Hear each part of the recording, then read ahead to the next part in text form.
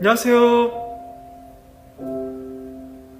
태양광 관련 소식을 가장 빠르고 정확하게 전하는 무료 컨설팅 전문기업 하이존TV입니다.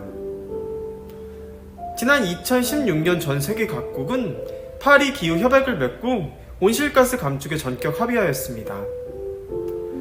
파리 기후 협약은 지구 온난화 문제에 대한 국제적인 대응을 위해 체결하였으며 지구의 평균 온도 상승을 2도씨 아래에서 억제하고 1.5도씨를 넘지 않는 것을 목표로 내걸고 있습니다. 그래야만 최악의 기후변화 시나리오를 막을 수 있다는 것입니다.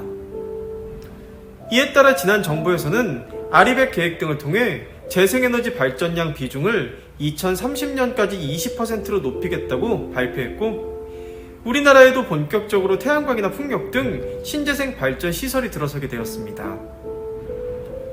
하지만 전임 정부가 야심차게 추진했던 에너지 전환 정책은 수립부터 결정 과정에 있어서 국내 에너지 산업 및 수급 환경의 현실은 제대로 고려하지 않고 기업과 가계의 역할이 배제된 측면이 없지 않습니다. 문제는 에너지 전환의 시급성을 앞세운 정부의 무리한 정책 추진으로 인해 법과 제도상의 수많은 허점이 고스란히 지역 사회의 갈등으로 이어지고 있다는 점입니다.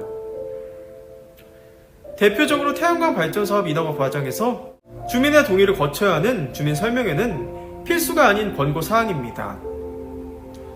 즉, 태양광 발전 사업 추진 시 지역민들의 동의를 얻지 않아도 절차상의 문제는 없지만 주민들 입장에선 환경 파괴와 주변 경관 훼손 등을 우려해 거세게 반발할 수밖에 없는 실정입니다.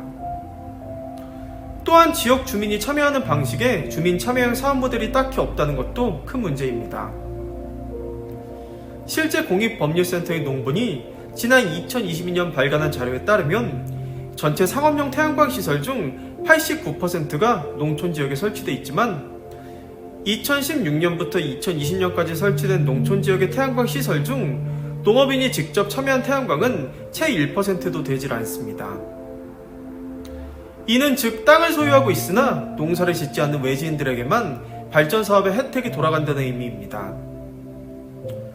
기후변화에 따른 각종 환경 문제가 중요시되고 있는 현 시점에 에너지 전환과 탄소 중립은 더 이상 미룰 수 없는 숙제입니다.